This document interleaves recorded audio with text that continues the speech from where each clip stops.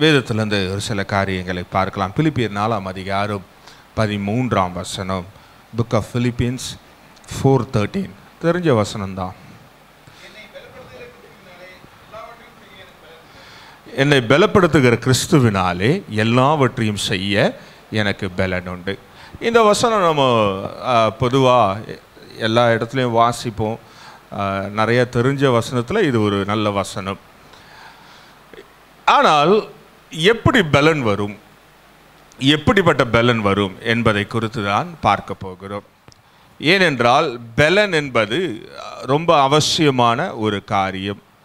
அதுலேயும் ஆவிக்குரிய பிள்ளைகளுக்கு பலத்தில் தான் பிசாசு முதல்ல கையை வைக்கிறவனாகவே இருப்பான்.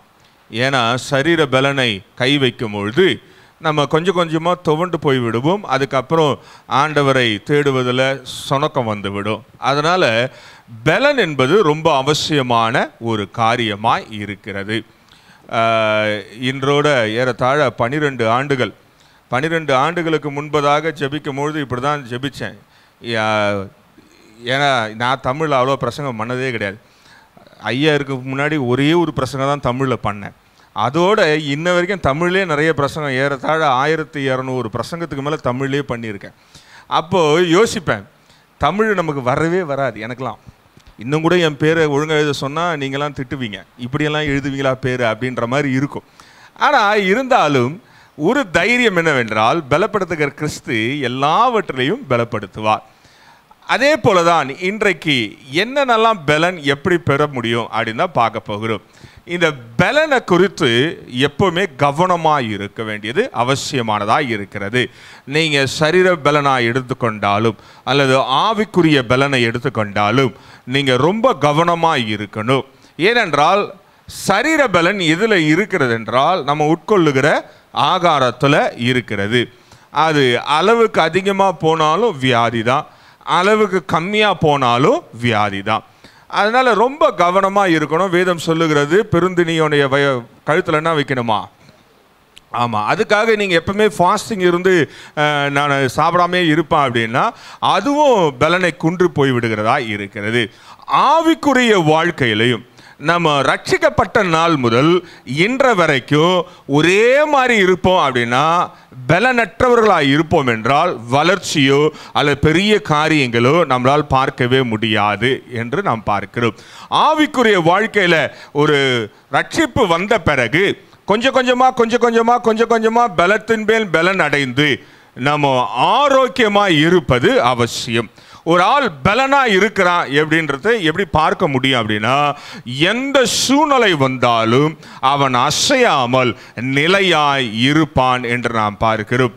ஒரு பெரிய பனைமரத்தை பார்ப்பீங்க அப்படின்னா, அது எவ்வளோ பெருங்காற்று அடித்தாலும் எவ்வளோ பெரிய சூறாவளி அதை தாக்கினாலும் அது ஸ்டெடியாக நிற்கும். அது தோப்பா இல்லைனா கூட ஒரே பனைமரம்னா கூட ஸ்ட்ராங்காக நிற்கும். அதனால்தான் நீதிமான் பனையை போல செழிப்பான் என்று நாம் பார்க்கிறோம். எதற்கு என்றால் அது வளரும் பொழுது ரொம்ப கடினமாக இருக்கும். அதோடைய நிலைகள் வளர்ந்து மேல் நோங்கி நிற்கும் பொழுது உறுதியானதாய் இருக்கிறது என்று நாம் பார்க்கிறோம். அப்போ பலன் ரொம்ப அவசியம்.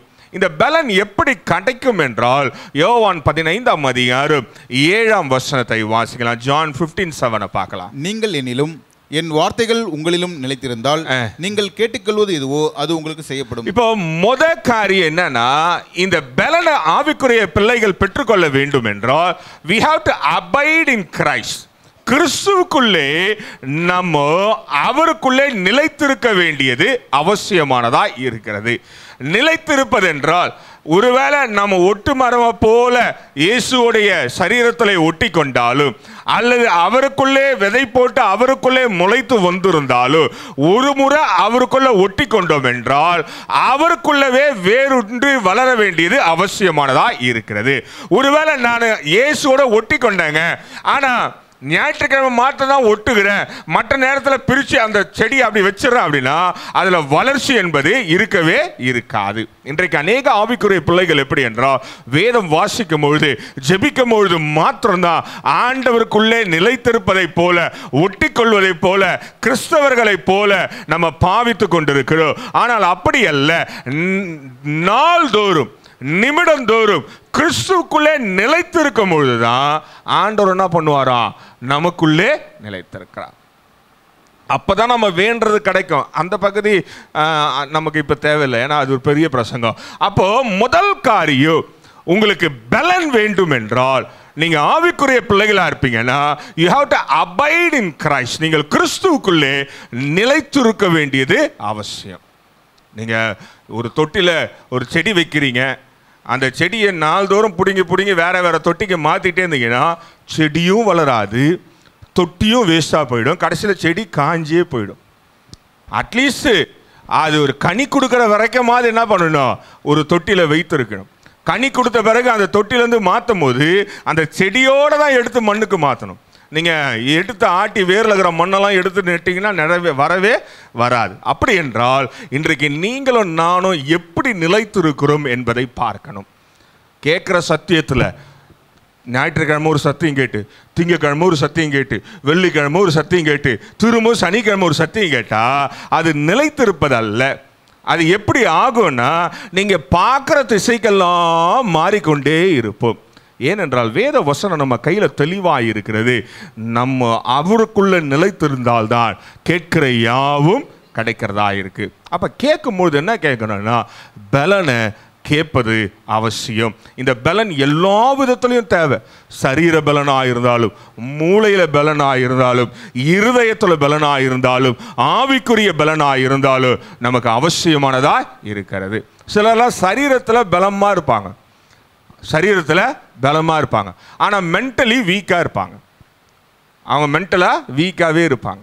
அப்போது இந்த காலையில் நம்ம என்ன பலனை எப்படி வாங்கி கொள்ள முடியும்னா, வேத வசனத்தில் நிலைத்திருந்தால் மாத்திரம்தான் நீங்களும் நானும் பெற்றுக்கொள்ளுகிறவர்களாக இருக்கிறோம். அதுதான் சங்கீதக்காரன் சொல்லுகிறான் அழகா. 119 சங்கீதம் 11 வசனத்தை வாசிக்கலாம். சாம்ஸ் 1:9-11 பார்க்கலாம். நான் உமக்கு விரோதமாய் பாவம் செய்யாதபடிக்கு உமது வாக்கை என் இருதயத்தில் வைத்து வைத்தேன். இங்க பாருங்களேன், நம்ம அவரை விட்டு விலகி போகாத, அல்லது அவர் வேத வசனத்துக்கு விரோதமாய் பாவம் செய்யாமல் இருக்கணும்னா என்ன பண்ணுமா, இருதயத்தில் அவருடைய வாக்கை வைத்துக் கொள்ள வேண்டும். இப்போ பலன் பெறுவதற்கான முதல் காரியம் என்னன்னா, we have to abide in Christ. ரெண்டாவது, அவருடைய வசனத்தை வாக்க எவன் இருதயத்தில் எழுதி வைத்திருக்கிறானோ அவன் பலம் உள்ளவனாய் இருக்கிறான். ஹல்லேலூயா. இந்த காலையில் உனக்கும் எனக்கும் பலன் சரியா இருக்கணும், ஆரோக்கியமாக இருக்கணும் அப்படின்னா முதல்ல தெரிஞ்சுக்கொள்ளுங்க, நம்ம ஆண்டவருடைய வார்த்தையை இருதயத்தில் வைக்கும் பொழுது பரிசுத்தாவியானவர் உள்ள இருந்து நம்ம வாழ்க்கையில் பாவம் அண்டாதபடி என்ன பண்ணுவாரா, ஒதுக்கி துரத்தி விட்டு கொண்டே இருக்கிறவராய் இருக்கிறார். நீங்களா பாவம் செய்யாமல் இருக்கணும்னு முடிவு பண்ணா அது வாய்ப்பே இல்லை, வாய்ப்பே இல்லை. சிலர்லாம் கேட்டிங்க வச்சுங்களேன், நான் முடிவு பண்ணிட்டேன்னா அதுக்கப்புறம் நான் அதை செய்யவே மாட்டேன். அதெல்லாம் சும்மா கதை, அதெல்லாம் சும்மா. நீங்கள் வேணால் ட்ரை பண்ணி பாருங்கள். ஒரு சிலர்லாம் நான் இதுக்கப்புறம் முடிவு பண்ணிட்டாங்க, இதுக்கப்புறம் நான் அதை செய்யவே மாட்டேங்க அப்படின்னா அப்படிலாம் முடியாது. தானாக அதுக்கு ஒரு நிலை வரும்போது தானாக திரும்ப வழிக்கு விழுவாங்க. அதுக்கு ஒரு வேத வசனம் சொல்லுவாங்க, நீதிமான் 7 முறை விழுந்தாலும் அவன் மீசையில் மண்ணு ஒட்டாது. நமக்கு வசனத்துக்காக குறைவில்லை. அப்போ ஒன்று நல்லா தெரிந்து கொள்ளுங்க, வேத வசனம் இருதயத்தில் இருக்கும் பொழுதுதான் பாவம் நம்மை அண்டாதபடி நிலைத்திருக்கிறவர்களா, உறுதியானவர்களா, ஸ்ட்ராங்கானவங்களா நம்ம பலத்தில் இருக்க முடியும் என்று நாம் பார்க்கிறோம். அப்படி என்றால் இந்த காலையில் நீங்கள் யார் மேலே சார்ந்து இருக்கிறீங்க? நீங்கள் கிறிஸ்து மேலே சார்ந்திருக்கீங்க, ஆனால் நான் இன்னமும் பலவீனமாக இருக்கிறேன் அப்படின்னா நீங்கள் சரியாக வேத வசனத்தை இருதயத்தில் வைக்கவில்லை என்பதுதான் அர்த்தம். உங்களுக்கு பிடிச்ச வசனத்தெல்லாம் எடுத்து வச்சுக்கொண்டு பிடிக்காத வசனத்தெல்லாம் விடுவதல்ல, எல்லாத்தையும் எடுத்து பரிசுத்தாவியானவர் எனக்கு ஏற்ற வண்ணமாய், என் வாழ்க்கைக்கு ஏற்ற வண்ணமாய், என் ஆவிக்குரிய வாழ்க்கையை வளர்வதற்கு பலனாய் மாற்றுவதற்கு ஏற்ற வண்ணமாய் என்னை மாற்றுங்கணும் பொழுதுதான் வேத வசனம் நம்மை மாற்றுகிறதா இருக்கிறது. அப்படிப்பட்ட ஒரு ஆரோக்கியமான பலத்தை ஆண்டவர் தருகிறவராய் இருக்கிறார். 2 கொரிந்தியர் 3 அதிகாரம் 4-5 வசனங்களை வாசிக்கலாம். நாங்கள் தேவனுக்கு முன்பாக கிறிஸ்துவின் மூலமாய் இப்படிப்பட்ட நம்பிக்கையை கொண்டிருக்கிறோம், எங்களால் ஏதாகிலும் ஆகும் என்பது போல ஒன்றை யோசிக்கிறதற்கு நாங்கள் எங்களாலே தகுதியானவர்கள் அல்ல, எங்களுடைய தகுதி தேவனால் உண்டாயிருக்கிறது. இங்க பாருங்களேன், ரெண்டாவது காரியம், முதல்ல அவர் மேல சார்ந்து இருக்கணும், வேத வசனம் இருதயத்துல வைத்திருக்கணும். ரெண்டாவது ஒரு காரியம், நீங்க ஆரோக்கியமா பலனா இருக்கணும்னா உங்களுடைய நம்பிக்கை எல்லாம் கிறிஸ்து மேலேயே இருக்கணும். உங்களால எல்லாம் ஆயிற்று அப்படின்னு நீங்க எண்ணுவீர்கள் என்றால் பிசாசு தானா பலவீனத்தை கொண்டு வந்து விடுவான். ஏனென்றால் நம்மளுடைய சரீர பலத்தினால நம்ம எந்த காரியத்தை செய்தாலும் அது அழிவை கொண்டு வருகிறதா இருக்கிறது. ஆனால் எல்லாம் தேவனால் உண்டாயிற்று என்று எவனுடைய வாழ்க்கையில அறிக்கையிட்டு கொண்டே இருக்கிறானோ அவனுக்கு ஆவிக்குரிய பலன் தானா வந்து சேரும். இப்போ நமக்கெல்லாம் எப்படின்னா, ஏதாவது ஒரு காரியம் நடந்துருச்சு வச்சுங்களேன், ஏதோ ஒரு காரியம் நம்மளை கஷ்டப்பட்டு கையின் பிரயாசத்தினால ஒரு காரியத்தை செய்து விடுகிறோம் அப்படின்னா நம்ம உடனே என்ன பண்ணிடுவோம், கஷ்டப்பட்டு கட்டினங்க, கஷ்டப்பட்டு செஞ்சேங்க, கொஞ்சம் கொஞ்சமாக சேர்த்து செஞ்சேங்க, பெருசாக ஒரு இடத்துல வாய்ப்பு வந்தது அதனால் செஞ்சேன், ஆண்டவர் அனுமதித்தார் அதை நான் செய்தேன் என்று சொல்லுகிறவனுக்கு தான் ஆவிக்குரிய பலன் இருக்கும். என்றைக்கு நீ உன்னை தாழ்த்தி முழுமையாய் ஆண்டவர் மேல உன்னுடைய நம்பிக்கையை வைக்கிறாயோ அன்றைக்கு தான் ஆவிக்குரிய பலன் உன்மேல் நிழலாட்டமாய் வருகிறது என்று நாம் பார்க்கிறோம். இன்றைக்கு நிறைய ஆவிக்குரிய பலங்க மக்கள் தொடங்கும் பொழுது ஆரோக்கியமாய் தொடங்குகிறோம், ஆனால் முடிக்கும் பொழுது பலனற்றவர்களா நம்ம எப்படா முடியும் அப்படின்ற மாதிரி இருக்கிறதுக்கு காரணம் என்ன தெரியுமாங்க, நம்ம சரீர பலத்தினால தொடங்குவது, சரீர முயற்சினால தொடங்குவது. இன்றைக்கு ஒன்று தெரிஞ்சு கொள்ளுங்க, நீ சரீரத்தில் உழைக்க ஆரம்பிப்ப, சரீரத்தினால உன்னுடைய முயற்சியை போட ஆரம்பிப்ப அப்படின்னா எல்லாம் விருதாவாய் போய்விடும். ஆனால் ஆண்டவர் செய்வார் என்ற முழு நம்பிக்கையோட முழு காரியத்தை அவர் மேல சாட்டி விடும் பொழுது அவர் அழகாய் பலப்படுத்தி நடத்துகிறவராய் இருக்கிறார். அதுல தான் வாசிக்கிறோம். 1 யோவான் 3:22 வாசிக்கலாம். 1 John 3:22 பார்க்கலாம். அவருடைய கற்பனைகளை நாம் கைக்கொண்டு அவருக்கு முன்பாக பிரியமானவைகளை செய்கிறபடியினால் நாம் வேண்டிக் கொள்வது எதுவோ அதை அவராலே பெற்றுக்கொள்கிறோம். இப்ப ரெண்டாவது காரியம் என்னன்னா, அவர் மேல நம்பிக்கையா இருப்பது மாத்திரமல்ல, என்ன பண்ணுமா, கற்பனைகளை கை கொண்டு அவருடைய சித்தத்தை செய்ய வேண்டும். இன்றைக்கு அவருடைய கற்பனைகளை கை கொள்ளுகிறோம். என்ன கற்பனை கை கொள்ளுகிறோம்? வேத வசனத்தை வாசிக்கிறோம், முடிந்த அளவு வேத வசனத்தின்படி வாழ ஆரம்பிக்கிறோம். ஆனால் அவருடைய சித்தத்தின்படி நாம் எல்லாவற்றையும் செய்கிறோமா? அவருடைய சித்தத்தின்படி எவன் செய்கிறானோ அவனுக்கு தான் பலன் தருகிறவராய் இருக்கிறார். நீங்கள் எடுத்து வாசித்து பார்ப்பீங்கன்னா, நீங்கள் ஹிஸ்டாரிக்கலாக பைபிளில் இருக்கிற காரியங்களை பார்ப்பீங்கன்னா, போர் வீரர்களாக இருந்த யோசுவா, கிதியோன் எல்லாம் பார்த்தீங்கன்னா எல்லாமே தொடர்நடிங்க தான். தெரியுமா உங்களுக்கு? யாருக்குமே உண்மையான தைரியமே கிடையாது. மோசே கூட ஆண்டவர் கூப்பிடுறார், அவன் எவ்வளோ பெரிய ஆளாக இருந்தாலும், ட்ரெயின்டு ஆளாக இருந்தாலும் பயப்படுறான் பாருங்க. யாருக்கு முன்னாடி நிற்க? அவன் வளர்ந்த இடத்துல, அவன் வாழ்ந்த இடத்துல, அவன் உட்கார வேண்டிய சிங்காசனத்துக்கு முன்னாடி போய் நிற்கிறதுக்கு ஐயோ ஆளை விடுங்கன்றான். காரணம் என்னவென்றால் ஆண்டவர் உடைய பலன் அவருடைய சித்தத்தை செய்கிறவன் மேல தானாய் வந்து சேருகிறதா இருக்கிறது. நடந்தது நமக்கு தெரியும். மோசேவா இருந்தாலும், யோசுவா இருந்தாலும், கிதியோனா இருந்தாலும், இதுவரைக்கும் சூரியனை சந்திரனை நிறுத்தின ஒரே ஒரு ஆள் யாருன்னா கிதியோனை தவிர வேற யாருமே கிடையாது. காரணம் என்னவென்றால் ஆண்டவருடைய சித்தத்தை எவன் செய்கிறானோ அவனுக்கு ஆவிக்குரிய பலன் தானாகவே வந்து விடுகிறதா இருக்கிறது. இன்றைக்கு நீயும் நானும் நம்பிக்கையை எது மேல வைத்திருக்கிறோம்? அவருடைய கற்பனைகளை கை கொள்ளுகிறோம் என்று சொல்லிக் கொள்ளுவோம் என்றால் அவருடைய சித்தத்தை செய்கிறோமா? அவருடைய சித்தம் நமக்கு நல்லா தெரியும். என்னன்னு நிறைய வாட்டி சொல்லியிருக்க, என்னவென்றால் எப்படியாவது வருஷத்துக்கு ஒரு ஆத்துமாவாவது பரலோகத்துக்கு கொண்டு வருவது. வேற எதுவுமே கிடையாதுங்க. நீயும் நானும் நல்லா வயிறு முட்டை தின்னுட்டு சுகரும் பிபியை வந்து நடக்க முடியாமல் உருள முடியாமல் இருக்கிறது அவருடைய சித்தம் கிடையாது. தெரியுமா உங்களுக்கு? அவருடைய சித்தம் என்பது பரலோகத்துக்கு எப்படியாவது ஒரு ஆத்துமா ஒரு வருஷத்துக்கு தான். மாடு எத்தனை குட்டி போடும் வருஷத்துக்கு? எத்தனை குட்டிங்க போடும்? ஒன்று. திட்டம் போது எப்படி திட்டுறோம்? மாடு மாதிரி வளர்ந்துக்கிறியா? திட்டுறோமா இல்லையா? இப்போ வீட்டில் அம்மாக்கள் அப்பாக்கள் திட்டும் போது என்ன சொல்ல, எரும மாடு மாதிரி இருக்கிறிய, மாடு மாதிரி வளர்ந்துக்கிறிய, அட்லீஸ்ட் மாடு மாதிரி வளர்ந்து ஒரு குட்டி போட்டால் கூட பரவாயில்ல. இல்லைங்க நான் ஆடுங்க அப்படின்னா ஆடு வருஷத்துக்கு எத்தனை குட்டி போடும் தெரியுமா? 4 குட்டி போடும். 6 மாதத்துக்கு 2 குட்டி போடும். நீ ஒன்று ஆடாக இருந்தால் 4 குட்டி போடு, மாடாக இருந்தால் 1 குட்டி போடு. இல்லைங்க நான் கல்லாக இருந்தானா அப்படியே இரு, எனக்கு பிரச்சனை இல்லை. கல் குட்டி போடுமா? கல் வளரும், கல் வளரும். சில ஆவிக்குரிய பிள்ளைகள் அப்படிதான், கல் வளர போல வளருவார்கள். 10 வருஷம் கழிச்சு பார்த்தீங்கன்னா ஒரே 1 சென்டிமீட்டர் தான் வளர்ந்துருப்பாங்க. கல் அவ்வளோதான் வரும். 10 வருஷத்துக்கு 1 சென்டிமீட்டர் தான் வளர்ந்துருப்பாங்க. எப்படின்னா 10 வருஷத்துக்கு முன்னாடி 10 லட்ச ரூபா கடன் வந்துருக்கும். இப்போ எத்தனை 10 வருஷம் கழிச்சு எவ்வளோ ரூபா கடன் இருக்கும்? 9 லட்ச ரூபா கடன் இருக்கும். கடன்லேருந்து வெளியே வந்திருக்க மாட்டாங்க, கடன் கம்மியாக இருக்கும். அவ்வளோதான் வித்தியாசம் கல்லாக இருந்தா. ஆனால் மாடாக இருந்தாலும் ஆடாக இருந்தாலும் குட்டி போட்டுக்கிட்டே இருக்கும். ஆனால் நீ நானும் மாடு ஆடு கிடையாது, ஆண்டவருடைய பிள்ளைகளாக இருக்கிறோம். அப்படி என்றால் ஒன்று நல்லா தெரிஞ்சுக்கோ, அவருடைய சித்தம் செய்வதென்றால் எப்படியாவது ஒரு ஆத்துமா, ஒரே ஒரு ஆத்துமாவது நீ பரலோகத்துக்கு கொண்டு வருவாய் என்றால் நீ அவருடைய சித்தத்தை செய்கிறனாமா. இப்போ ஆண்டவர் இதெல்லாம் யாருக்கு செய்வார் என்றால், நீங்க எடுத்து வாசிங்க ஏசாயா 40ஆம் அதிகாரம் 29ஆம் வசனம். ஏசாயா 40:29. சோர்ந்து போகிறவனுக்கு அவர் பலன் கொடுத்து சத்துவம் இல்லாதவனுக்கு சத்துவத்தை பெருக பண்ணுகிறார். இளைஞர் இளைப்படைந்து சோர்ந்து போவார்கள், வாலிபரும் இடறி விழுவார்கள். இங்க பாருங்களேன், இந்த பகுதி நம்ம நிறைய முறை வாசிச்சிருக்கோம். அடுத்த வசனம் சொன்னா உங்களுக்கு டக்குன்னு ஞாபகம் வந்துடும். நம்ம கழுகுகளை போல, அந்த வசனம் நல்லது. இது முந்தின வசனத்தை பாத்துங்க. இப்போ ஆண்டவர் என்ன பண்றாருன்னா, எல்லாரையும் கூப்பிட்டு பலப்படுத்துவ மாட்டார். யாரு அவருக்குள்ள நிலைத்திருக்கிறார்களோ, யார் வேத வசனத்தை இருதயத்தில் காத்து கொள்ளுகிறார்களோ, யார் அவர் மேல நம்பிக்கையா இருக்கிறார்களோ, யார் அவருடைய சித்தத்தை செய்கிறார்களோ, அவங்க சோர்ந்து போயிருந்தாலும் ஆண்டவர் என்ன பண்ணுவாரா? பலப்படுத்துகிறவராய் இருக்கிறார். நம்ம எல்லாரும் சோர்ந்து போயிட்டாலும் ஆண்டவர் பலப்படுத்துவார்னா, சிலர்லாம் பார்த்தீங்கன்னா 10-20 வருஷமா சோர்ந்து போயே இருப்பாங்க. 10 பேர் தான் அவங்க சர்ச்சுக்கு வருவாங்க, ஜெபம் பண்ணுவாங்க, அபிஷேகம் நிறைவாங்க, அந்நிய பாஷை பேசுவாங்க.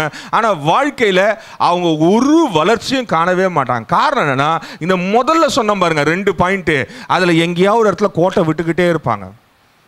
கோட்டை விட்டுக்கிட்டே இருக்கும்போது ஆண்டவர் என்னை பலப்படுத்துவார் பலப்படுத்துவார் பலப்படுத்துவார்னா பலனெல்லாம் வராது. ஏன்னு கேட்டீங்கன்னா, அவருடைய சித்தத்தை செய்கிறவனோ, இருதயத்தில் வேத வசனத்தை வைத்து பாவம் அண்டாதபடி காத்து கொள்ளுகிறானோ, அவனை தான் சோர்ந்து போனாலும் ஆண்டவர் என்ன பண்ணுறாருன்னா, அவனுக்கு பலன் கொடுத்து சத்துவம் இல்லாதவனுக்கு சத்துவத்தை அளிக்கிறார். இந்த சத்துவம் அப்படின்னா என்ன தெரியுமா? சத்து மருந்து. சத்து மருந்து எங்கேருந்து வரும்? ஒன்று ஸ்டெராய்டு போடணும், இல்லைன்னா புரோட்டீன் பவுட்ரு சாப்பிடணும். அப்படி தானே? நீங்கள் பார்க்கறது பார்த்தா எப்படின்னா, இல்லை பாஸ்டர் நாங்களாம் பச்சை பயிரும் பாலும் மட்டுமே குடிப்போம். பச்சை பயிரும் பாலும் குடித்தாலும் சத்து தான், இல்லைன்னு சொல்ல. ஆனால் அந்த சத்துவம் வெளியிலேருந்து உள்ளே வரணும். அது எங்கேருந்து வரும்? பரிசுத்த ஆவியானவர் தான் கொண்டு வந்து தருகிறவராக இருக்கிறார். அது இந்த காலையில் நம்ம ஒரு வேளை இந்த நாளும் செஞ்சு, இல்லைங்க நான் இன்னமும் சோர்ந்து போயிருக்கிறேன், பலனற்றவனாக இருக்கிறேன், சத்துவம் இல்லாதவனை போல ஒரு நோஞ்சாம் போல இருக்கிறேன் அப்படின்னா, ஒன்று நல்லா ஞாபகம் வைத்துக் கொள்ளுங்க. இன்றைக்கு தீர்மானிங்க, நான் ஆண்டவருக்குள்ள நிலையாய் நிலைத்திருப்பேன், ஆண்டவர் மேல் என்னுடைய முழு நம்பிக்கையை வைப்பேன் என்று நீங்கள் தீர்மானிக்கும் பொழுது ஆண்டவர் உங்களை அழகாய் பலப்படுத்துகிறவராய் இருக்கிறார் என்று நாம் பார்க்கிறோம். ஏசாயா 45:24 வசனம் சொல்லுகிறது, தானாகவே ஜனங்கள் வந்து சேர்ந்து கொள்ளுகிறவர்களாக இருக்கிறாங்க. எடுத்துட்டீங்கன்னா வாசிங்க. கர்த்தரிடத்தில் மாத்திரம் நீதியும் வல்லமையும் உண்டு அவனவன் சொல்லி அவரிடத்தில் வந்து சேருவான், அவருக்கு விரோதமாய் எரிச்சல் கொண்டிருக்கிற யாவரும் வெட்கப்படுவார்கள். இங்க பாருங்களேன், வேதவசனம் சொல்லுகிறது, இந்த பலப்படுத்தும் பொழுது, சத்துவத்தை அருளும் பொழுது என்ன பண்ணுவானா, எல்லாரும் வந்து ஆண்டவரிடத்தில் சேர ஆரம்பிப்பான்.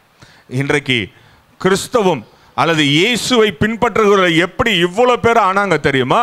ஆண்டவர் பலப்படுத்தி கொண்டே இருப்பதினால. சரியான பலனை பெற்றுக்கொண்டவர்கள் எல்லாரும் சாட்சியாய் நிற்கும் பொழுது தானாக வந்து சேர்ந்து கொண்டே இருப்பார்கள். ஆனால் இதெல்லாம் மற்றவங்களுக்கு எரிச்சலாக இருக்குதுன்னு வச்சுங்களேன், அவங்களை என்ன பண்ணுவாரா, அவங்களுக்கு வெக்கமாக வந்து சேருகிறதா இருக்கிறது. அப்படி என்றால் நீ பலவீனமாக இருப்பது ஆண்டவருடைய திட்டமே கிடையாது. ஆண்டவர் உன்னையும் என்னையோ கஞ்சி குடிச்சிட்டு பிபி மாத்திரை போட்டு சுகர் மாத்திரை தின்னுக்கிட்டு படுக்கையில் இருக்கணும் அப்படின்றது ஆண்டவருடைய எந்த காலத்துக்கு சித்தமே கிடையாது, திட்டமும் கிடையாது. அதெல்லாம் பிசாசு கொண்டு வருவது. ஒருவேளை நம்மளுடைய மாம்சத்தினால சரீரத்தினால உட்கொண்ட ஆகாரமோ அல்லது பிசாசு நம்மளுடைய சரீரத்தை தொட வேண்டும் என்று தீர்மானித்து செய்கிற காரியம், ஆனால் ஆண்டவர் என்ன செய்கிறார்னா, நீயும் நானும் பலனாய் இருப்பது, ஆரோக்கியமாய் இருப்பது அவருடைய வேலையாய் இருக்கிறது. அப்படி என்றால் இந்த காலையில் நீயும் நானும் எப்படி இருக்கிறோம்? வேதம் சொல்லுகிறது பலன்னா எப்படிப்பட்ட பலன் இருக்கணும் அப்படின்னா, ஒரே ஒரு 3 காரியத்தை பார்த்து நம்ம முடித்து விட போகிறோம். பலன்னா சும்மா சாதாரண பலன்லாம் கிடையாது. ஆண்டவர் பலப்படுத்துகிறார் என்றால், நம்ம வாசித்தோம் பிலிப்பியரில், என்னை பலப்படுத்துகிற கிறிஸ்துவினால எல்லாவற்றையும் செய்ய. அதில் பிராக்கெட்டில் ஒரு 3 டாட்டை போட்டிருந்தாங்கன்னா நம்ம ஆளுங்க அழகாக ஃபில் பண்ணிக்குவாங்க. 3 டாட்டு பிராக்கெட்டை போட்டிருந்தாங்கன்னா நான் நிறைய ஃபில் பண்ணிப்பேன். என்னை பலப்படுத்துகிற கிறிஸ்துனால பணம் சம்பாதிக்க எனக்கு பலன் உண்டு, என்னை பலப்படுத்துகிற கிறிஸ்துனால நல்லா படிக்க எனக்கு பலன் உண்டு, அப்படின்லாம் ஃபில் பண்ணிக்குவோம். ஆனால் உஷாராக எழுதியிருக்காங்க, அவ்வளோதான் விஷயம். எல்லாவற்றையும் செய்ய பலன் உண்டு. இதை தான் செய்யணும், இதை செய்ய முடியாது அப்படின்லாம் கிடையாது. எல்லாவற்றையும் ஆண்டவர் செய்வதற்கு நம்மளை பலப்படுத்துகிறார். முதலாவதாக எப்படிப்பட்ட பலன் என்றால், எடுத்து வாசிக்கலாம். நியாயாதிபதிகளின் புத்தகம் 14ஆம் அதிகாரம் 6ஆம் வசனம் வாசிக்கலாம். ஜட்ஜஸ் 14:6 பார்க்கலாம். அப்பொழுது கர்த்தருடைய ஆவி அவன் மேல் பலமாய் இறங்கியிருந்தால், அவன் தன் கையில் ஒன்றும் இல்லாதிருந்தும் அதை ஒரு ஆட்டுக்குட்டியை கிழித்து போடுகிறது போல கிழித்து போட்டான். ஆனாலும் தான் செய்ததை அவன் தன் தாய் தகப்பனுக்கு அறிவிக்கவில்லை. இங்க பாருங்களேன், இங்க சாம்சன் ஒரு மனிதன் இருக்கிறான். ஆண்டவர் இவனை பிரித்தெடுத்தார். இவன் கையில எதுவுமே கிடையாது, ஒரு வழியாய் போய்கொண்டிருக்கிறான். அங்க கர்ச்சிக்கிற பாலசிங்கம் ஒன்று வருகிறது. 3 மாசத்துல வாச பார்ப்பீங்கன்னா, இவன் பலன் எப்படிப்பட்ட பலன் என்றால், ஆட்டு குட்டிய நம்ம ஆடையே கையில் பிரிச்சுருவாங்க. நீங்கள் கறிக்கடையில் போய் பார்த்தீங்கன்னா ஆட்டு தோலை உரிக்கிறது எத்தனை பேர் பார்த்துருக்கீங்க? ஒன்று, ஒரே ஒரு ஆள் தான் பார்த்துருக்கீங்க. கவலைப்பட 2 பேர் பார்த்துருக்கீங்க. போகும்போது சாயங்காலம் மதிய மரியாதையாக அந்த கடையில் போயிட்டு, இன்றைக்கி வேறு தமிழ் வருட பருப்பு நிறைய வெட்டி வச்சுருப்பான், நீங்கள் வருவீங்கன்ட்டு. அங்கே போயிட்டு எப்படி உரிக்கிறாங்கன்னு பாருங்கள். அவன் அழகாக தண்ணியை ஊற்றி கையிலேயே உரிச்சிருவானுங்க ஆட்டு தோலை. ஆனால் நம்ம பலன் எப்படி ஆண்டவர் தருவார் என்றால், சிங்கத்தையே தாடையை பிடிச்சி 2ஆக கிழிக்கிற அளவுக்கு பலன். முதல்ல சிங்கம் எத்தனை கிலோ தெரியுமா? Minimum 800 kilo. நீங்கள் எவ்வளோ கிலோ தூக்குவீங்க? எங்கெங்க 25 கிலோ அரிசி மூட்டையை தூக்கத்துக்குள்ளவே மூச்சு வாங்குது. சிலர்லாம் தண்ணி குடத்தை எடுத்துன்னு மேல் படிக்க போகிறதே மேல் மூச்சு கீழ் மூச்சு வாங்குதான். அது என்ன மூச்சுன்னு தெரியல. எனக்கு தெரிஞ்சு ஒரே ஒரு மூச்சு மூக்கில் போது வெளியே வருது. இதில் மேல் மூச்சு கீழ் மூச்சு வேற வாங்குதான். 20 லிட்டர் தண்ணி கிணத்துக்கிட்டு மேலே போகிறதுக்கு நம்ம ஆண்டவர் எப்படி பலப்படுத்துவார்னா, 800 கிலோ சிங்கம். நான் சொல்கிறது மினிமம் நல்ல வெல் க்ரோன் லயனாக இருந்தால், வெல் க்ரோன் லயன்னா 4 வயசு இருக்கணும் அந்த சிங்கத்துக்கு. அதுதான் நல்ல வெல் க்ரோன் லயனு. ஒருவேளை நீங்கள் சிங்கத்தை நேரில் பார்க்கலன்னா என் கூட வாங்க, டிக்கெட்டை நீங்கள் போட்டுங்க, உங்களை கூப்பிட்டு போய் காட்டுறேன், நேர்லேயே காட்டுறேன், ரொம்ப பக்கத்துலேயே காட்டுறேன், கவலைப்படாதீங்க. அப்படி என்றால் அந்த சிங்கம் எப்படி இருக்குன்னா, ஒரே அடி தான். எவ்வளோ பெரிய மிருகமாக இருந்தாலும் அது ரொம்ப புலியை போல பின்னாடியே ஓடி அதை கழுத்தை கடித்து அதை ரத்தத்தை உறிஞ்சி அதை கொன்று சண்டைலாம் போடாது. ஒரே அடி செவிட்டில் அடிக்கும். அது எவ்வளோ பெரிய மிருகமாக இருந்தாலும் கிருகிருன்னு அது கீழே விழுந்தோம். அந்த சிங்கத்தை நம்ம ஆண்டவர் ஆவியானவர் மேலே வரும்பொழுது என்ன ஆகுமா, தாடையை பிடிச்சி 2ஆக கிழிக்கிற அளவுக்கு பலன் வரும். இப்போ எத்தனை பேருக்கு அந்த மாதிரி பலன் இருக்குது? எங்கெங்க நாங்கள் கோழி அடிக்கிறதுக்கே பயப்படுறோங்க. நிறைய பேர் வீட்டில் கற்பாம்பூச்சி வந்துட்டாலே பயந்து ஓடுவோம். ஐயோயோ, இந்த கற்பாம்பூச்சி வந்தால் ஆண்களுக்கு வர சந்தோஷம் இருக்கிறது பாருங்க. ஏன்னா அப்போ தான் பெண்களுடைய வீரத்தை பார்க்க முடியும். அது வரைக்கும் பெண்கள் வீராங்கனிகளாக தான் இருப்பாங்க. சிலர் ஆண்கள் பாம்பை பார்த்தாலே ஓடுவாங்க. வேதம் சொல்லுகிறது, நீங்களோ வல சர்பத்தையோ மெதித்து போடணும். ஆனால் நம்மளுக்கு பாம்பை பார்த்தாலே 10 அடி தூரத்தில் இருப்பாங்க. எனக்கு தெரிஞ்சு நான் பயந்த மாதிரி தெரியல பாம்பை. அப்போ ஆண்டவருடைய பலன் வரும்பொழுது எப்படிப்பட்ட பலன் தருகிறார் என்றால், முதல்ல நல்லா கவனிச்சுக்கணும். You have to abide in Christ. நீங்கள் கிறிஸ்துக்குள்ளே நிலைத்திருக்கணும். வேத வசனமும் இருதயத்திலிருந்து பாவம் அண்டாமல் காத்து கொள்ள வேண்டும். 2வது காரியம், அவர் மேலே தான் முழுசாக நம்பிக்கை இருக்கணும். அவருடைய சித்தத்தை செய்யணும். அவங்களுக்கு தான் பலன் வரும். எப்படிப்பட்ட பலனை ஆண்டவர் தருகிறார் என்றால், சிங்கம் போல பிரச்சனை வந்தாலும் அல்லது சிங்கமே வந்து எதிர்க்க நின்றாலும் நீ எப்படி கிழிச்சு போடணுமா, தாடை 2ஐயும் பிடிச்சு கொண்டு அப்படியே டர டர டர டர டர டரன்னு கிழிச்சு போடணும். எனக்கு தெரிஞ்சு தாடை எலும்பு உடஞ்சிருச்சுன்னு வச்சுங்களேன், 2வது கூடுவதற்கு ரொம்ப கடினம். எத்தனை பேர் ஆர்த்தோபீடிக்ஸ் படிச்சிருக்கீங்க தெரியல. நீங்கள் வேணால் போய் பார்த்தீங்கன்னா, இந்த எலும்புக்கு மேக்ஸிலோன்னு ஒரு போன் இருக்குது. அந்த எலும்போடைய ஜாயிண்ட்லேருந்து தாடை இறங்கிடுச்சுன்னா 2வது செட் பண்ணுறது ரொம்ப கஷ்டம். ஏன்னா சாப்பாடு அதில் தான் போகணும், தண்ணி அதில் தான் போகணும். அதோடைய மூமெண்ட் அதில் இல்லை அப்படின்னா சாப்பிடவும் முடியாது, தண்ணியும் போகாது. எவ்வளோ நாள் தான் ட்ரிப்ஸ் கொடுக்க முடியும்? அது ஆறுறதுக்கு குறைஞ்சது 1 வருஷம் ஆகும். சிலருக்குலாம் ஆக்சிடென்ட் ஆகி பிளேட்டு எல்லாம் போட்டு வச்சுருப்பாங்க, அவங்க வாயை திறந்து சரியாக பேசக்கூட முடியாது. காரணம் என்னன்னா அவ்வளோ ஸ்ட்ராங்கான எலும்பா இந்த மேக்ஸிலோ போனு. அந்த போனை அப்படியே கையோடு பிரிச்சுறது. எவ்வளோ ஸ்ட்ராங்கான போனை ஆவியானவர் வரும் பொழுது அழகாய் பிரித்து விடுகிற அளவுக்கு பலன் என்றால் நீங்கள் யோசிச்சு பாருங்க. சாதாவாக கொண்டு வருகிற ஒரு மாம்சமான காரியமோ அல்லது பாவ காரியங்களோ அல்லது உலக காரியங்களை நம்மளால் பிரித்து கீழ்ச்சி எரிஞ்சு போட்டு போக முடியல அப்படின்னா நீயும் நானும் ஆண்டோடைய பிள்ளையாக இருப்பது வீணான காரியம். ஆண்டோடைய பலன் உங்கள் மேலே வரும் என்றால் அது எவ்வளோ ஸ்ட்ராங்கான காரியமாக இருந்தால், எவ்வளோ பலனுள்ள காரியமாக இருந்தாலும் அது உங்களை எதிர்த்து வரும்பொழுது அழகாக கிழிச்சு தூக்கி போட்டு போனோம். இன்னொரு படி மேலே போனீங்கன்னா 16ஆம் அதிகாரத்தில் 3ஆம் வசனத்தை வாசிக்கலாம். சிம்சோன் நடுராத்திரி மட்டும் படுத்திருந்து நடுராத்திரியில் எழுந்து பட்டணத்து வாசல் கதவுகளையும் அதன் 2 நிலைகளையும் தாழ்பாளோட கூட பெயர்த்து தன் தோளின் மேல் வைத்து எபிரோனுக்கு எதிரே இருக்கிற மலையின் உச்சிக்கு சுமந்து கொண்டு போனான். இங்கே பாருங்களேன், இவன் முதல் வசனத்தை பார்த்தீங்கன்னா அவன் ஒரு பட்டணத்துக்கு வரான், அங்கே ஒரு அம்மாவை பார்க்குறான், அங்கே வந்து ராத்திரி தங்கிடுறான். இப்போ இவனை சுற்றிட்டாங்க. இவன் ஊருக்குள்ளே வந்து தங்கியிருக்கிறத பார்த்த உடனே அங்கே இருக்கிற மக்கள் என்ன பண்ணாங்கன்னா, அப்பா நம்மால் வந்துட்டான்டா, இன்னைக்கு இவனை போட்டுறணும் அப்படின்னு சொல்லி இவனை கொல்லுவதற்கு வகை தேடிக்கொண்டு ராம் முழுதும் விடிகிற வரைக்கும் வாசக்காலில் நின்றுட்டு இருக்காங்க. எப்படியா இப்படி தான் வரணும், எப்படினாலும் இப்படி தான் வரணும், இந்த வழியில் தான் வரணும், இவன் நான் எப்படியாவது அடித்து கொன்னுலான்னு காத்து கொண்டுறாங்க. ஆனால் நம்மால் தான் பலசாலியாச்சே. இப்போ பலசாலியாக இருந்தால் கதவை உடைச்சிருக்கணும். இப்போ நம்ம தான் இப்போ ஆண்டவரே இரும்பு தாப்பால்களை முறியும், வெங்கல கதவுகளை உடையும் அப்படிதான் ஜெபம் பண்ணுறோம். ஜோமா ஆண்டவரே எனக்கு முன்பதாக இருக்கிற இரும்பு தாப்பால்களுடைய ஹல்லேலூயா அப்படின்றோம். ஆனால் இங்கே நம்மால் அப்படிலாம் கிடையாது.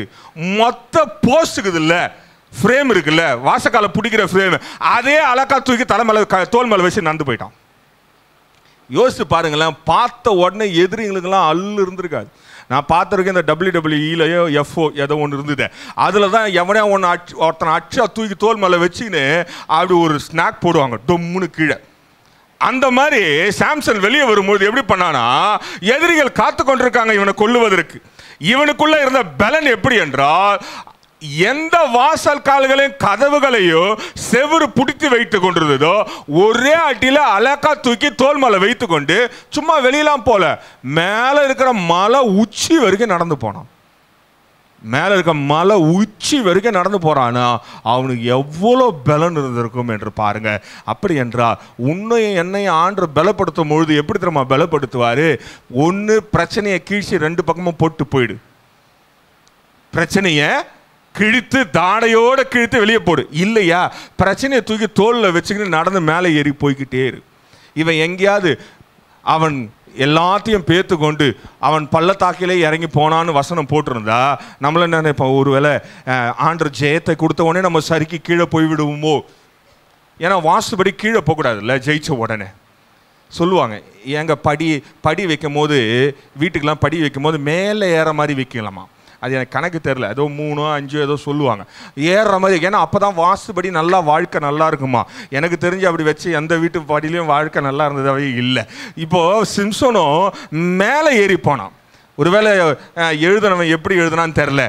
ஒன்று நல்லா தெரிஞ்சு கொள்ளுங்க, ஒரு மலை ஏறுவது என்றால் நிறைய பலன் வேணும், மூச்சு வாங்கும், ரொம்ப கடினம், சரீரத்தை தூக்கி கொண்டு போவது. ஆனால் இவன் அப்படி அல்ல, வாசல்களையும் அதோடைய நிலைகளையும் அழகா தூக்கி வச்சு கொண்டு மேலே போயிட்டான். இப்போ எதிரிங்க உண்மையா நிலை குலைந்து போயிருப்பார்கள். இன்றைக்கு அருமையான தேவச்சனமே, ஆண்டவர் உன்னை என்னையும் பலப்படுத்தினா எப்படி தெரியுமா பலப்படுத்துவார்? எதிரிங்க நடுங்கிற அளவுக்கு பயம் வரும். எதிரிங்களுக்கு நம்ம தூக்கிட்டு போற காரியத்தை பார்க்கும்போது என்ன ஆகுமா? ஐயோ இவனை பார்த்தாலே ஓடினண்டான்னு ஓடணும். இன்னைக்கு நம்மளை பார்க்கும்போது எப்படி இருக்கிறாங்க? வந்துட்டான்டா நோயாளி, வரும்போதே எந்த டாக்டர்கிட்ட போகிறதுக்கு துட்டு கேட்பானோ அப்படின்னு யோசிக்கிறாங்களா? சில விசுவாசிங்களாம் பார்க்கும்போது அப்படி தான் இருக்கும். வரும்போதே நோயாளி மாதிரியே வருவாங்க. நான் ஜெபம் பண்ண, ஆண்டவரே இவங்க நோயிலிருந்து விடுதலையாக்கும், ஆனால் வசனத்தை கவனிக்கணும். இருதயத்தில் வைத்து கொண்டு சித்தத்தை செய்யும் பொழுது பலனை தருகிறவராயிருக்கிறார். இங்கே சிம்சோன் சரீர பலத்தினால எல்லாவற்றையும் செய்தான். ஆவியானவர் அவன் மேலே வந்து இறங்கும் பொழுது இன்றைக்கு நீயும் நானும் ஆவியானவரை வைத்து கொண்டிருக்கிறோம். ஆனால் நம்மளால் ஒரு சின்ன காரியத்தை கூட அசைக்க முடியல, ஒரு சின்ன மலையை கூட பெருக்க முடியல, ஒரு சின்ன விஷயத்தை நம்மளால் ஜெயிக்க முடியல. அப்படி என்றால் இந்த 2 காரியம் உங்கள் வாழ்க்கையில் இருக்கிறதா என்பதை ஆராய்ந்து பார்க்கணும். அதே தாவீது சொல்லுகிறதை நம்ம பார்க்குறோம். 1 சாமுவேல் 17ஆம் அதிகாரம் 35ஆம் வசனத்தை வாசிக்கலாம். 1 சாமுவேல் 17:35 வாசிக்கலாம். நான் அதை தொடர்ந்து போய் அதை அடித்து அதை அதன் வாய்க்கு தப்புவித்தேன். அது என்மேல் பாய்ந்த போது நான் அதன் தாடியை பிடித்து அதை அடித்து கொன்று போட்டேன். இங்க பாருங்களேன், இவனாவது பலசாலி, ஆண்டவர் வந்து இவன் மேல ஆவியானவர் வந்து நிழலாட்டமாய் இறங்கினார், அதே பலன் வந்தது, எல்லாத்தையும் செஞ்சான். இங்க நம்மால் ஆடு மேய்ச்சினுக்கிறான். ஆடு மேய்க்கிறவங்க கையில் அதிகபட்சம் என்ன இருக்கும்? ஆட்டு அந்த இலையை வெட்டி போட ஒரு கத்தி இருக்கும், ஒரு கம்பு இருக்கும், AK-47 வச்சுருப்பாங்களா தெரில. நானும் அங்கே போகும்போது வனாந்தரத்தெல்லாம் துப்பாக்கி வச்சுன்னுக்கிறாங்க ஒட்டகம் மேய்க்கிறவங்களாம். எதுக்குன்னு கேட்டால் ஏதாவது பெருசாக மிருகங்கள் வந்தால் சுடுவதற்கு. நாங்கள் ஒருவேளை அந்த காலத்தில் தாவீது ஒட்டகம் மேய்க்கும் போது துப்பாக்கி வைத்திருந்தானோ எனக்கு தெரியல. ஆனால் இவளை தான் வச்சுருந்தான், அவன் கத்தியும் கம்பு தான் வச்சுருந்தான்.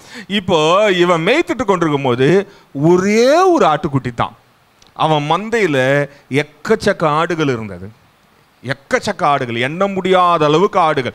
ஏனென்றால் சாமுவேல் வந்து கூப்பிட்றான், உங்கள் வீட்டில் அவ்வளோதானா அபிஷேகம் பண்ணுவதற்குன்னு.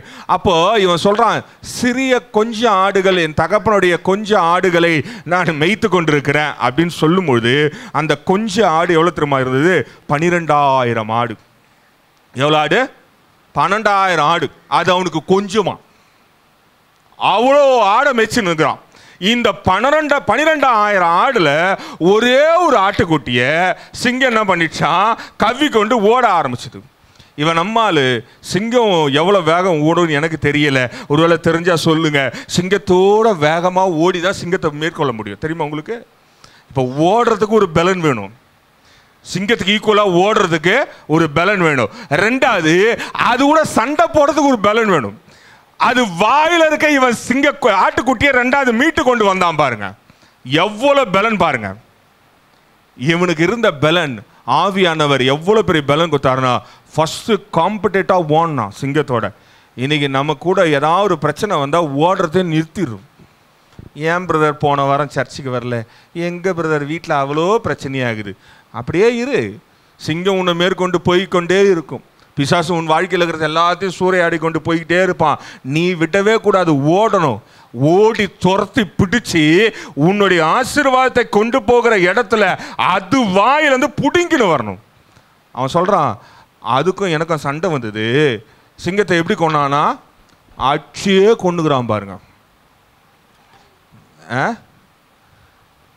இன்னைக்கு நீயும் நானும் ஒரு பிசாசை மேற்கொள்வது கூட எவ்வளோ கடினப்படுறோம், ஒரு வியாதியை மேற்கொள்வதுக்கு எவ்வளோ கஷ்டப்படுறோம், ஊரில் இருக்கிற எல்லாத்தையும் செய்கிறோம். காரணம் என்னன்னா, நமக்கு சரீரத்தில் செய்ய ஆரம்பிப்போம் என்றால் அது பலவீனமாய் போய்கொண்டே இருக்கும். ஆனால் ஆவியானவர் பலன் வரும்பொழுது நீங்கள் அதில் 36, 37 வசனங்களை வாசித்து பார்ப்பீங்கன்னா, இது மொத்தத்தையும் அவன் சவுலுக்கிட்ட சொல்கிறான். சவுலு சொல்கிறான், போடா, யார் கோலியாத்துக்கு முன்பதாய் போய் சண்டையிடுவதற்கு. அப்படி என்றால் இவனுடைய எக்ஸ்பீரியன்ஸை சொல்கிறான். இன்றைக்கு உனக்கும் எனக்கும் ஒரு எக்ஸ்பீரியன்ஸ் சொல்ல முடியுமா? நம்ம ஆசீர்வாதத்தை பிசாசு கொண்டு போனாங்க, அவன் வாயிலிருந்து புட்டிங்கன்னு வந்தாங்க அப்படின்னு யாராவது சொல்ல முடியுமா? சொல்கிறான், ஆண்டவரே கொடுத்தார், ஆண்டவர் எடுத்தார். உடனே யோபின் வாழ்க்கையை எடுத்துக்கொள்வோம். யோபு சொல்லுகிறான், ஆண்டவர் கொடுத்தார், ஆண்டவர். இங்கே தாவீது சொல்கிறான், ஓடி துரத்தி பிடி, ஓடு, உன் இழந்த காரியங்களை ஓடி அண்டி பிடித்து அதை அடித்து கொன்று அது வாயில் இருக்கிற ஆசீர்வாதத்தை எடுத்துட்டு வா. இன்றைக்கு அப்படிப்பட்ட பலனை ஆண்டவர் தருகிறவராக இருக்கிறார். ஹல்லேலூயா. இன்றைக்கு பலன் இல்லை, பலன் இல்லை, பலன் இல்லைன்னா ஒன்று தெரிந்து கொள்ளுங்க, நம் ஆண்டவர் சும்மாலாம் பலப்படுத்துவதல்ல, பலன் தருவார் என்றால் பயங்கரமான பலன்.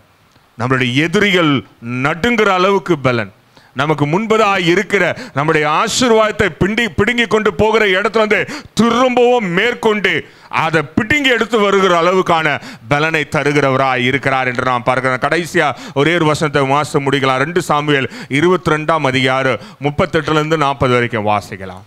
என் சத்துருக்களை பின்தொடர்ந்து, இங்க பாருங்களேன், அவன் சொல்றான் தாவீது, என் சத்துருக்களை பின்தொடர்ந்து அவர்களை அழிப்பேன், அவர்களை நிர்மூலமாக்கும் வரைக்கும் திரும்பேன். அவங்களை நிர்மூலமாக்குற வரைக்கும் திரும்ப மாட்டானா. தவுளுண்டு பையன்,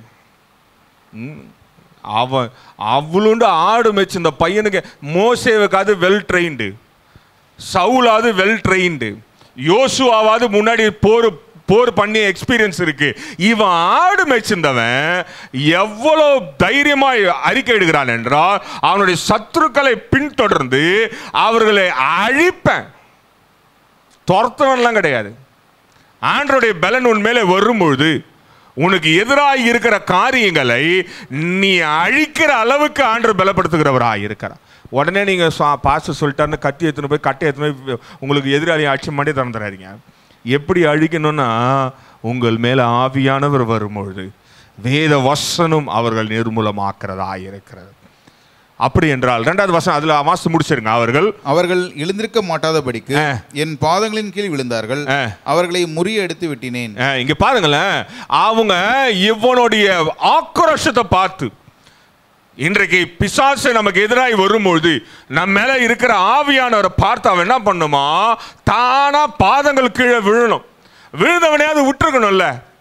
நம்ம ஊர்ல ஒரு பழமொழி இருக்கு, காலில் விழுந்து மன்னிப்பு கேட்கிறவன் மனுஷன், அதை மன்னிச்சு விடுறவன் பெரிய மனுஷன். தாவீது பெரிய மனுஷன்லாம் இல்லை, சின்ன பையன், ஆடு மேய்ச்சிருந்தவனுக்கு அறிவே கிடையாது. வெட்டி கொண்டிருக்கிறான் பாருங்க காலில் விழுந்தவனை. இன்றைக்கு ஒன்று நல்லா தெரிஞ்சுக்கொள்ளுங்க, உங்க சத்துருக்களை ஆண்டவர் உங்கள் காலின் கீழே கொண்டு வரும்பொழுது விட்டுட்டு போயிடவே கூடாது. அவங்கள அங்கேயே வெட்டி போட்டணும். எப்படி என்றால், வேத வசனத்தினால அவர்கள் நிர்மூலமாக்க வேண்டியது, அழிக்க வேண்டியது ஆண்டவர் பலம் தருகிறவராய் இருக்கிறார். 40ஆம் வசனத்தை வாசம் முடிச்சிடலாம். யுத்தத்திற்கு நீரினை பலத்தால் இடைக்கட்டி என் மேல் எழும்பினவர்களை என் கீழ் மடங்க பண்ணினேன். இங்க பாருங்களேன், ஆண்டவர் சும்மா கிடையாது. ஆண்டவர் பலப்படுத்தும் போது எப்படி பலப்படுத்துவார்னா, யுத்தத்திற்கு ஏற்ற பலனை இடைக்கட்டுவார்.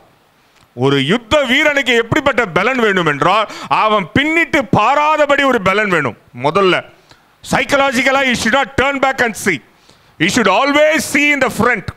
அவன் எப்பவுமே நேராய் பார்த்து யுத்தம் செய்கிற அளவுக்கு ஒரு பலன்.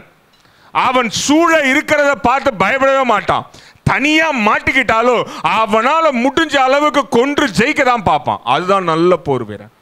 இன்றைக்கு நீயும் நானும் ஆண்டவர் நம்மளை பலப்படுத்தும் பொழுது எப்படி பலப்படுத்துவார் என்றால், நீ நேரா பார்த்து உன்னுடைய இலக்கை எதுவோ, உன்னுடைய வைத்திருக்கிற ஆசீர்வாதம் எதுவோ, ஆண்டவருடைய பரலோக ராஜ்யத்துக்கு போவதற்கான வழி எதுவோ, அதை பார்த்து நேராய் ஓடிக்கொண்டே போக வேண்டும். அதுக்கு இடையூறா எது வந்தாலும் அது யுத்தமாய் மாற்றி அதை மேற்கொள்ளுகிற அளவுக்கு ஆண்டவர் பலம் தருகிறவராய் இருக்கிறார். ஹல்லேலூயா. அதுல 2வது காரியத்தை பார்க்கிறோம். அவங்க தாவீது மேல எழும்பாத அளவுக்கு ஆண்டவர் என்ன பண்றாரா, அவங்கள மடங்க பண்ணுகிறவராய் இருக்கிறார். இப்படி ஆரோக்கியமா எழுந்து போராடுகிறவங்களுக்கு தான் ஆண்டவரும் யுத்தம் செய்கிறவர், சும்மா கிடையாது. நம்மால யுத்தத்துல ரொம்ப பிரியர் தெரியுமா? ஒண்ணு, ஆண்டவர் யுத்தத்துல ரொம்ப பிரியர். he likes war. அவருக்கு யுத்தம்னா ரொம்ப பிடிக்கும். அதுவும் யாரோட யுத்தம் பண்ணணும், யாருக்காக யுத்தம் பண்ணணும் ரொம்ப பிடிக்கும். ஆண்டவருடைய பிள்ளைகளுக்காக யுத்தம் பண்ணனா அவர் தானா இறங்கி சண்டை போட ஆரம்பிச்சிருவார்.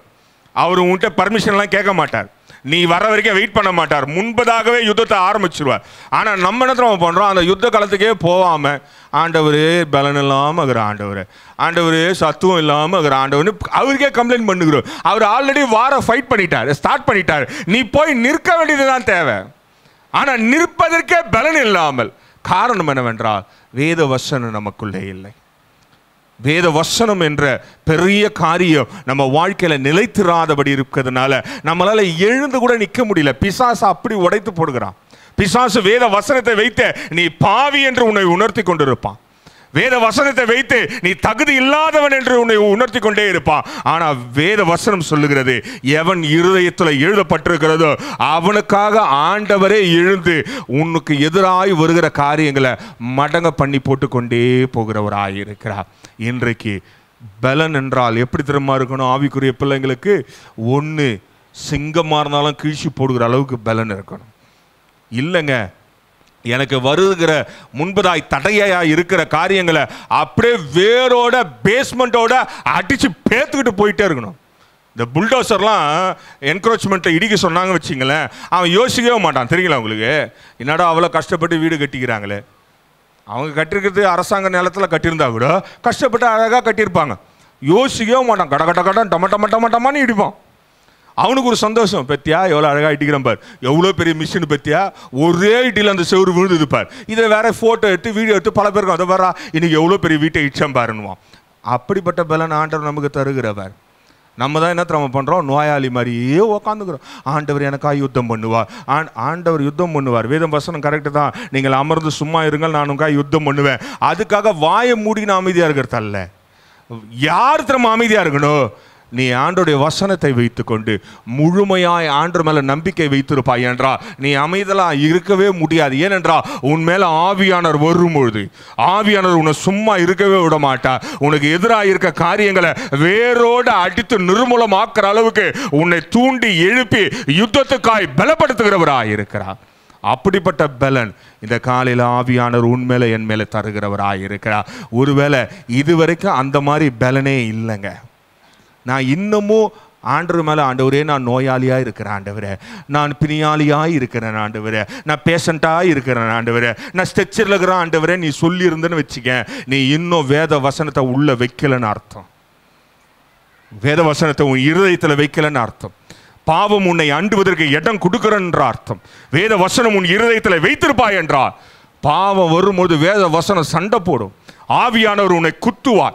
ஆவியானவர் அந்த இடத்துல இராதபடி உன்னை அப்புறப்படுத்துகிறவராய் இருக்கிறார்.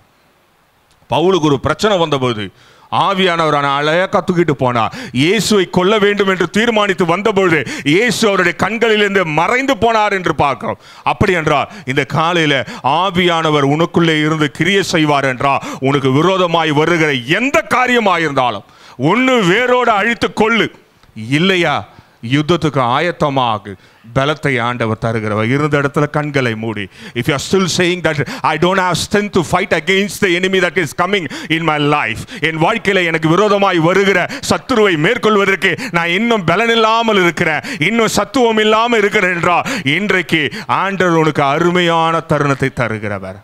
பரிசுத்தாவியானவர் இன்றைக்கு அருமையான காரியத்தை உன் வாழ்க்கையில தருகிறவராயிருக்கிறார். காரணம் என்னவென்றால் ஆவியானவர் வரும்பொழுது, பரிசுத்தாவியானவர் மேலே வரும்பொழுது எவ்வளவு பெரிய தடையா இருந்தாலும் இன்றைக்கு ஆண்டவரே என் வாழ்க்கையில இரும்பு தாப்பால்களை முறியும், வெங்கல கதவுகளை உடையும் என்று சொல்வதை காட்டிலும் அலேக்கா உனக்கு முன்னாடி இருக்க கதவை உடைச்சு தூக்கி உன் தோல் மேல வைத்துக்கொண்டு இயேசு என்ற கண்மலை மேல நடந்து போய்கொண்டே இரு.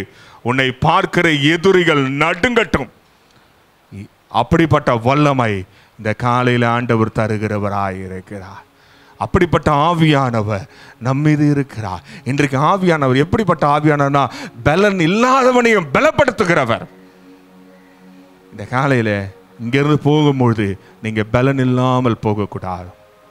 பலனோட ஆவியோட உற்சாகமா இனி என் வாழ்க்கையில என் சத்துருக்கள் என்னை என்கிட்ட இருந்த ஆசீர்வாதம் போச்சுங்கன்னு சொல்லாதபடி அதை நான் பின்தொடர்ந்து பிடித்தேன், அதை கொன்றேன், திரும்ப என் ஆசீர்வாதத்தை கொண்டு வந்தேன் என்று ஆண்டவருக்கு சாட்சியுள்ளவர்களாய் ஆண்டவர் மாற்றுகிறவராய் இருக்கிறார். எல்லாரும் கண்களை மூடி, ஆண்டவரே அப்படிப்பட்ட பலனை எனக்கு தாங்க ஆண்டவரே, அப்படிப்பட்ட பலனை எனக்குள்ளே தாங்க ஆண்டவர் என்று கேட்கும் பொழுது ஆண்டவர் நிச்சயமாக அப்படிப்பட்ட பலனை தருகிறவராய் இருக்கிறார். அப்படிப்பட்ட பலன் ஒருவனுக்குள்ளே வரும் என்றால் சத்துரு மிரண்டு ஓடுவான், சத்துரு தானாவும் காலின் கீழே விழுவான்.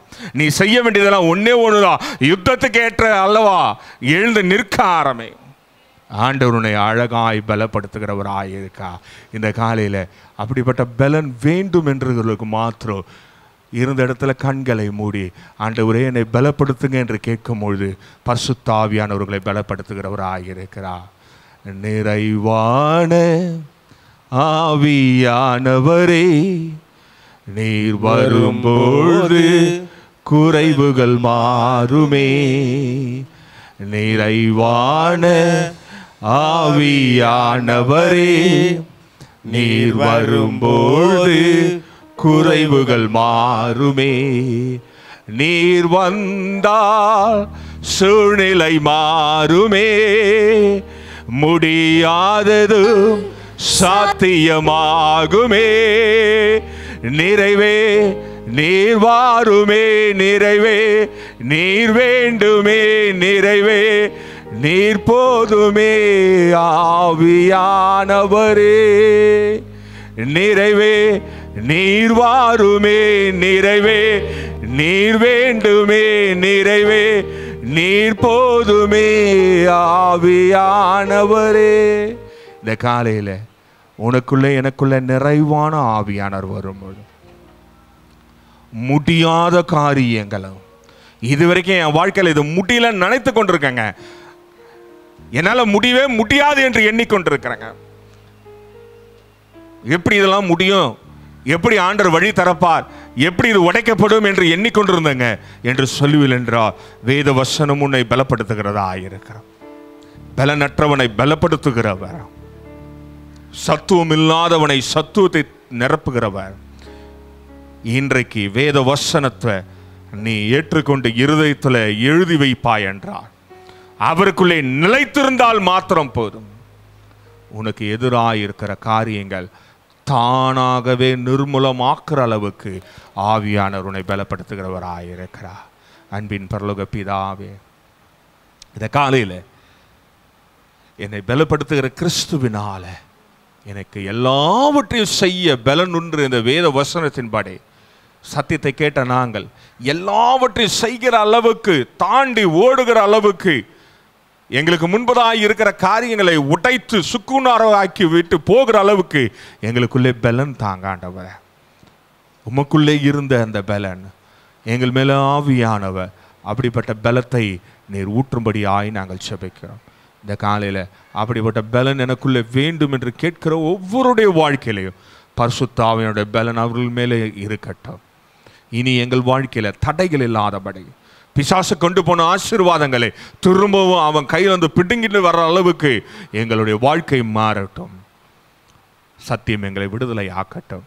இயேசுவை நாமத்தில் பிதாவே, ஆமென். நம்முடைய கர்த்தராகிய இயேசு கிறிஸ்துவின் கிருபையும் பிதாவின் அன்பும் பரிசுத்த ஆவியானவருடைய அந்யோன்ய ஐக்கியமும் இன்றும் என்றும் சதா காலமும் நம் ஒவ்வொருவரையும் பலப்படுத்தி வைப்பாராக. ஆமென். என் ஆத்துமாவே கர்த்தரை ஸ்தோத்திரி, என்னுள்ளமே பரிசுத்த நாமத்தை ஸ்தோத்திரி. என் ஆத்துமாவே கர்த்தரை ஸ்தோத்திரி, கர்த்தர் செய்த சகல உபகாரங்களை மறவாதே. ஆமென். ஹல்லேலூயா. ஆண்டவரை ஆசீர்வதிப்பார்.